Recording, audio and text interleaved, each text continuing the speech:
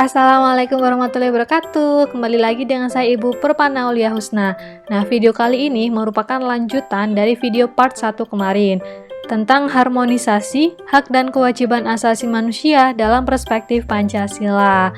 Kalau kalian belum melihat video part 1 kemarin, silakan kalian lihat dulu ya, karena video ini merupakan kelanjutan dari video kemarin. Nanti linknya Ibu sertakan di bawah ya. Yang kita bahas di video kali ini adalah tentang substansi hak dan kewajiban asasi manusia.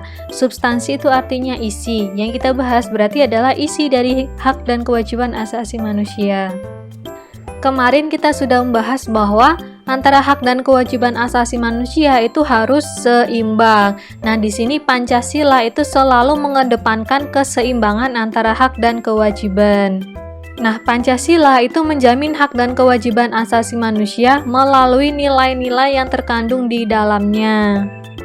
Karena ideologi kita adalah Pancasila, maka segala sesuatu itu harus berdasarkan Pancasila. Nah, di sini nilai-nilai Pancasila itu dapat dikategorikan menjadi 3, yaitu ada nilai dasar, nilai instrumental, dan nilai praksis. 3 nilai ini sudah pernah dibahas di kelas 10. Apakah kalian masih ingat? Nah, kalau misalkan kalian sudah lupa, kita akan bahas kembali di video kali ini. Yang pertama, hak dan kewajiban asasi manusia dalam nilai dasar Pancasila. Nilai dasar itu apa sih? Nilai dasar itu bersumber dari kelima sila Pancasila.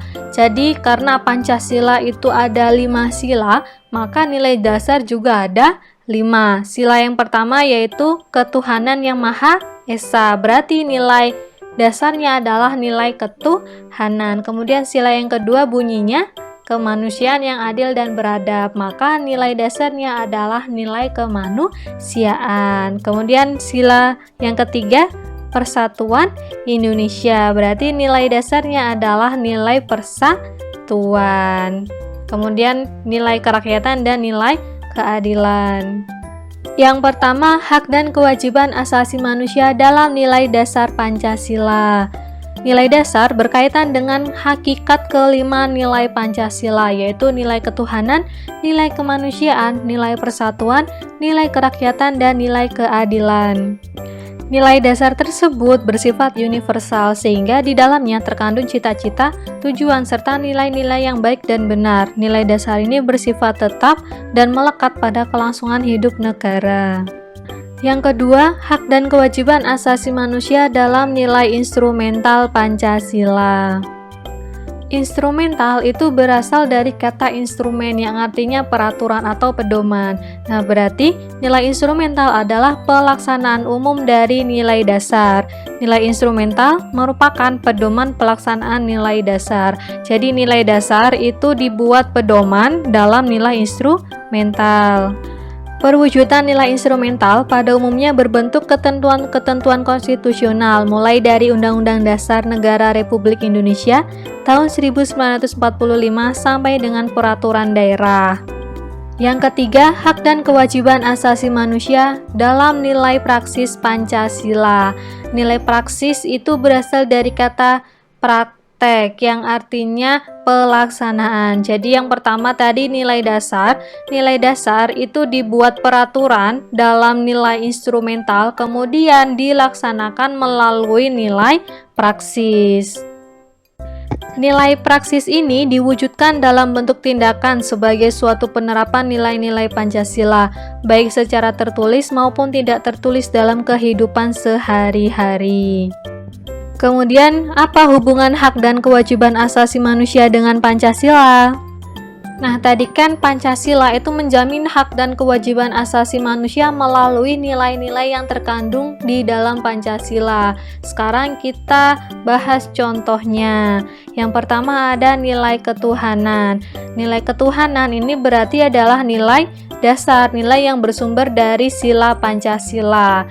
Kemudian nilai ketuhanan ini dibuat peraturan dalam nilai instrumental. Nilai ketuhanan berarti peraturannya setiap warga negara bebas memeluk agama sesuai dengan kepercayaannya masing-masing serta berkewajiban melaksanakan ibadah, dan menghormati agama orang lain. Itu peraturannya. Kemudian nilai praksisnya atau pelaksanaannya, kita di sini bebas untuk memeluk agama sesuai dengan kepercayaan kita. Ada yang di situ memeluk agama Islam, ada yang memeluk agama Kristen, Buddha, dan sebagainya. Kemudian kita juga berkewajiban untuk menghargai atau bertoleransi terhadap umat agama lain.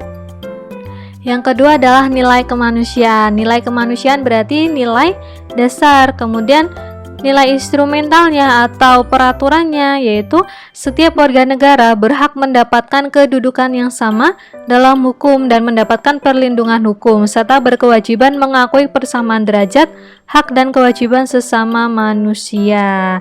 Prakteknya kita di sini mempunyai kedudukan yang sama dalam hukum, seperti yang saya contohkan di video sebelumnya.